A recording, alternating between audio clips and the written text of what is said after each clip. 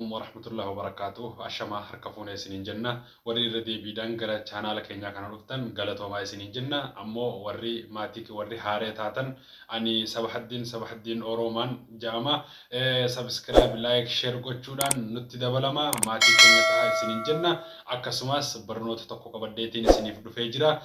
Barnoonni sun maali yoo jettan barnoota waa'ee qubee jechuudha. Dubbisa nama afaan Ingiliffaa dubbisuun beeyne, nama Amaarinyaa dubbisuun beeyne. Nama afaan Arabiitiin illee dubbisuu hin dandeenye akkasitti appii tokko qabadheetiin hin dhufee jira. Appiin Oromoo Tiraanisleet ja'a. Appii kanarraan tana isin waa irraa isin barsiisuu deema.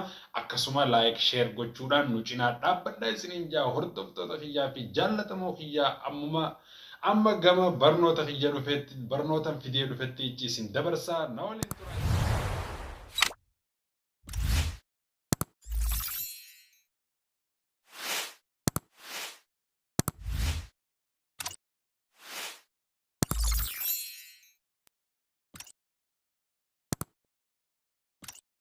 Irraa isin barsiisuu deemnu kunoo appiin kan asitti agartan kana appii kanarraa isin barsiisuu deema waan hanga tokko waan bal'aa if keessaa qaba garuu anammoo hanga tokko irraa isin barsiisuu deema akkanumatti isa kanarra tuquudhaan isa kana keessa galla.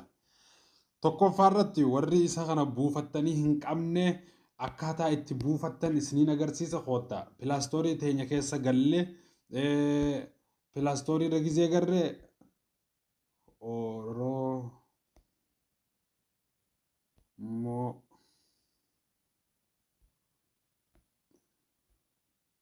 Tiraanisleet otomaatika isinii baasa. Kunoo appiin kan asitti agartan kana garuu appiin waa'ee afaanii hiikuu baay'eetu jira. Kana keessaa inni sirrii ta'ee fi inni qulqulluun habbaa lamaatiitu jira. Kaan guyyaa biraa qabadhee isiniif fideetiin dhufa. Ani immoo gabbuufadhee waan inni itti fayyadamaa jiruuf asumaan oppeen goonee gad seennan na waliin tura isin agarsiisa. Amma appiin gizee gannu naqee akkanatti waan kana isinii fida. Warreen imaag Tiraanisleet ja'a ammoo warreen footoo akkas godhuu barbaadan ammoo warri daayirektii waan kana sawwirtanii irraa waraqaa takka tan sawwiramtan lafa jirtu harka qabatanii if dura harka keessaniin qabdanii irraa sawwirtanii akkasitti irraa hiikuu dandeessan.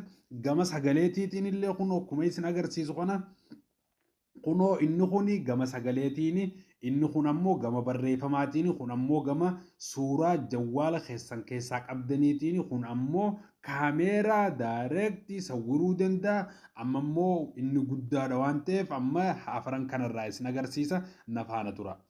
Anamma waraqaa sawwiradhee qaba. Waraqaan sawwiradhee qabu tana afaan Oromootitti jijjiirradhee hiikkadhee isin agarsiisa koota.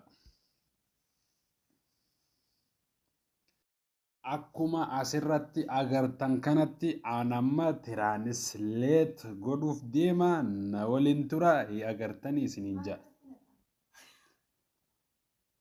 Akkuma agartan kana amma barreeffama gubbaa sanitti Ingiliffaadhaan jiru kana guututti afaan Oromootti nuuf jijjiiree jira. Kunoo itti fayyadamaa isiniin ja'a obboleeyyan kiyya.